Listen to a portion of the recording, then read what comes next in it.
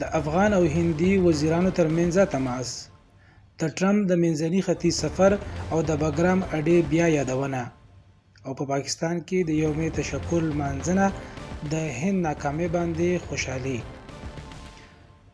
د افغان او هندي وزیر خارجه ترمنځ تماس. د افغانستان وزیر خارجه امیر خان متقي د هندوستان له وزیر خارجه جي شنکر سره تماس نیولی. متقي ویلي چې هند د سیمې یو مهم هیواد دی او افغانستان غواړي چې د ټولو هیوادونو سره متوازن اړیکې وساتي.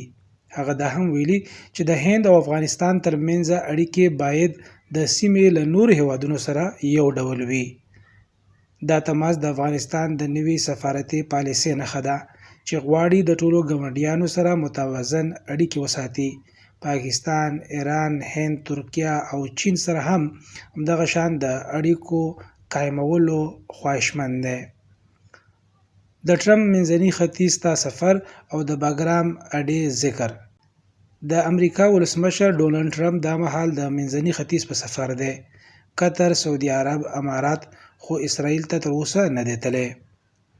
ټرمپ په قطر کې د امریکایي عسکرو سره وینا کې ویلي چې هغه نشي کولی د بګرام هوایي اډه هېره کړي. هغه ویلي چې دا اډه د چین د ولایت سره یوازې 1 ساعت فاصله لري، نو دا د امریکای لپاره ډیر مهم دی. ټرمپ دا هم ویلي زه هر څه کولی شم خو دا اډه نشم پرېښودلی. څرګنده دې وي چې د چین د مخنیوي لپاره د امریکای دغه مهم هدف دی. په پاکستان کې د یوم تشکر لمانځنه د هند ناکامي. په ټول پاکستان کې د یوم تشکر ورځ ولمانځل شوه. د پاکستان فوز، هوایي او بحري ځواکونو د هند په وړاندې لویه بریا ترلاسه کړې. په قبایلي سیمو کې لکه شمالي وزیرستان کې لویې ریلیانې، جرګې او جلوسونه وشول. ولسي مشرانو، علماو او ځوانانو د فوز سره یووالی ښودلی. په شمالي وزیرستان کې د GOC میرانشاه جنرال عادل افتخار په خپله جلسې ته راغلی و چې د ولس او فوز ترمنځ د باور نښه ده.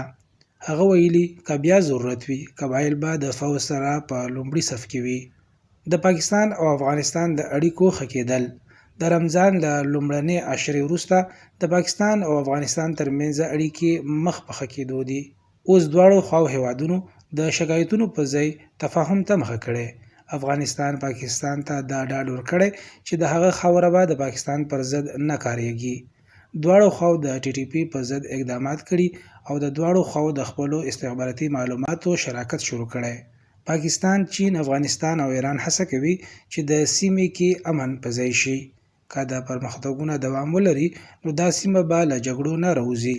برطانوي استازي هم کابل ته تللی او افغان حکومت غواړي چې نړیوالو ته وښيي چې اوس افغانستان د سولې او همکارۍ خواته روان دی. دا د پښتو ډیجیټل خبرونه. مزید معلوماتو لپاره پښتو ډیجیټل سره اوسئ.